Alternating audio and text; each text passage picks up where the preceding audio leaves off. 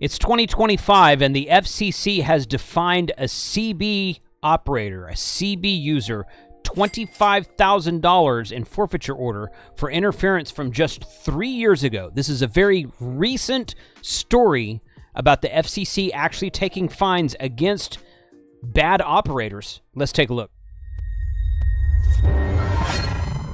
Today's video is sponsored by Busy.com. When you use them through the link below, I'll get a small commission with the affiliate link, but it is no additional cost to you. It is a way to support the channel, so thank you for checking it out. This story came across my email feed yesterday. It's very similar to a video that I did on this channel last year, which I still get lots of comments on that video today. So this is a popular topic, as well it should be. Here we go. This is from Natcom Magazine, natcommag.com. They have a subscription service that I have signed up for, and I will share a link below to their website because there's a lot of really cool articles you can get on this website about all things 2A radio related. Ham radio, marine band radio, CB radio, all kinds of good stuff like that. So natcommag.com. I'll put a link in the description below. The FCC has finally fined a repeat offender. Agency issues a $25,000 judgment in Channel 39 interference, an incident from 2022. So here's a summary of the article. We detail a case involving a citizens band radio operator who has been fined $25,000 by the FCC for willful interference dating back to 2022. So that's just 3 years ago. In the latest action, the FCC issued a forfeiture order in an attempt to collect the fine being levied. The CBer has had a history of past FCC violations. So this guy's a repeat offender, okay? So it's taken almost 3 years to the month, to go after Illinois citizens band operator to pay a fine as a result of interference complaint dating back to 2022. It's not the first rodeo for this CBer either, as he has been cited at least 2 other times by the FCC in the past. We first reported at the end of 2022 this incident from a CBer's previous brushes with the FCC and other law enforcement agencies. Now the FCC wants to collect $25,000 fine and we have all the details below. Let's take a look at the history of the case as reported to our late fall November and December 2022 issue of this website. So this is something that if you were a subscriber to this website, you may have already read this. Back in June of 2022, an agent from the FCC Bureau's Chicago office used direction-finding techniques to track down a one-way transmission on CB channel 19, which is 27.395 megahertz. The agent discovered they were coming from the house on Rio Vista Court in Rockford, Illinois, which the FCC identified as the home of Jaime John Leon. The agent said the transmission occurred for more than 30 minutes and interfered with other CBers using the frequency. As a result, the FCC sent a notice of unlicensed operation to Leon in September of 2022 and requested a response, as well as telling him that the operation was to be discontinued immediately. So this is a good article. This is a good paragraph right here. What is unusual was that the FCC had not required CB licenses for more than 4 decades, and Leon was cited for unlicensed operation. Those who use CB, FRS, and MERS multi-use radio service do so on a license by rule basis. So basically, and I've said this in other videos that I have recorded, if you buy your radio used and it doesn't come with any paperwork, maybe you don't know this, okay? But go buy a brand new CB or FRS radio or MERS radio and read the FCC licensing agreement that you are agreeing to by using that radio on the air, okay? Like it or not, say, well, I don't agree with that, so I'm not going to. Okay, well, if you key up on the radio, then you're automatically agreeing to it, licensed by rule. I'm not saying that's a totally legit reason. I'm not saying I necessarily am a proponent of that licensed by rule thing, but this is how they define it, which means that you can use the radio frequencies in the given radio service as long as you abide by the FCC rules, okay? Apparently, the FCC has taken the tact here that if you violate FCC rules, in using a licensed by rule radio service, you lose your permission to use that radio service and thus considered unlicensed. Makes sense? Okay, good. As a result of the FCC agents monitoring, Leon was cited for violating several FCC rules. CBers are prohibited under Rule 95.333 Delta from intentionally interfering with other users, while Rule 95.933 states that operators may not transmit one-way communications, music, whistling, sound effects, and other audio material to amuse or entertain, and from transmitting sound effects to solely attract attention. In other words, all those toy boxes you hear on the air about chicken squawks and cows mooing and all that kind of good stuff, those aren't legal. I don't know if anybody that's ever gotten fined over it besides maybe this dude. Okay, but those are technically not legal either. In this letter to Leon, the FCC also stated he was in violation of FCC Rule 93.357, which requires users to limit transmission time to a minimum necessary, and 95.359, which says all channels are available on a shared basis by all users. Okay, so if you're interfering with other users, that's an FCC violation. So I know I'm going to get a lot of comments on this video saying the FCC doesn't care, the FCC doesn't do anything, they'll never collect this money. They talk about this later in the video. They talk about how they're going to collect later in the video and how much time he has to pay or respond to this forfeiture order to pay $25,000. How much time he's got. We're going to talk about that here in a minute. And I know a lot of comments are going to say it'll never happen. He'll never have to pay anything. He'll never do this, blah, blah, blah, blah. But take a step back for a second. Let's leave all that aside for a second. And let me ask you something seriously, okay? Do you think it should be illegal for users of any radio service to interfere with other users of that radio service? This guy does not have any more rights to channel 39 on CB than I do, than you do, than he does, she does. Doesn't matter.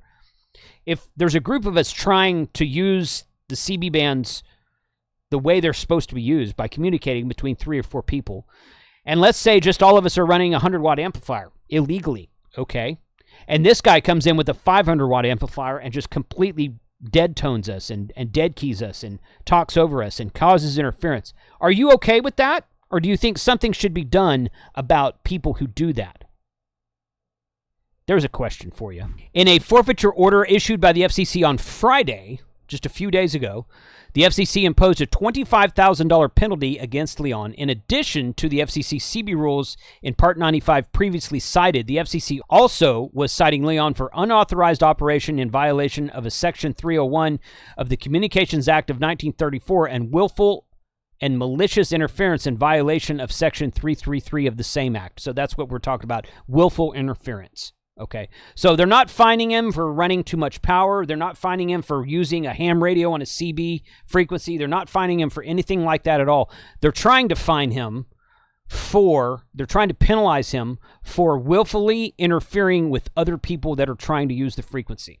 Although details of the alleged interference were not provided in previous releases from the FCC, Friday's forfeiture action commented that Leon violated the act and the commission's rules by using his CB radio station to make one-way transmissions and to send nonverbal, indecipherable sound effects over long periods, thereby voiding his operating authority.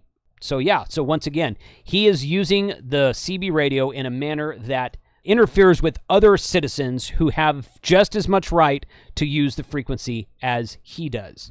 Now, with all of that, I really think that, and I'm okay for the most part about people getting fined for this type of action. Okay, for this type of action.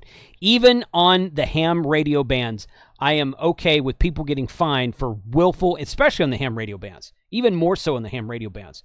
Because you have to study, take a test, pay a license fee to use a ham radio and GMRS radio, pay a license fee to use GMRS radio as well. I would support this type of action on GMRS as well, because you don't have more rights, because if there's some jackwagon out there that's using the frequency to interfere with legit transmissions, he shouldn't be able to get away with that. So I am 100% in favor of these types of fine imposements from the FCC.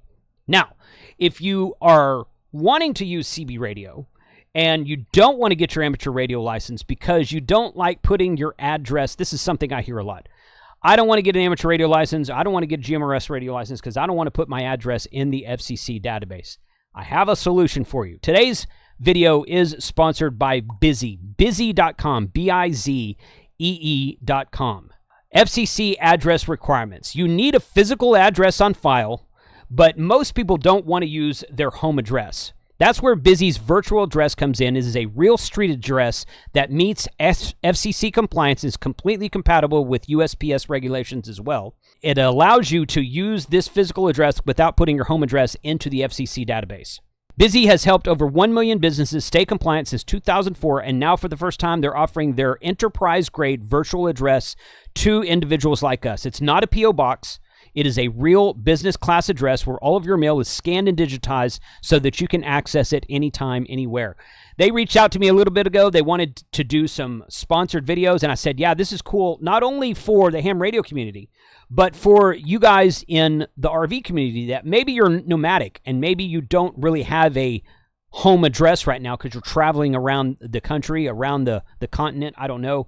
Maybe you've gone to Canada even, okay? But you need a physical address for stuff that gets mailed to you. What they do is they give you a virtual address that's a physical virtual address, physical and virtual address. Yeah, go figure. But it's a legit email, a legit mailing address.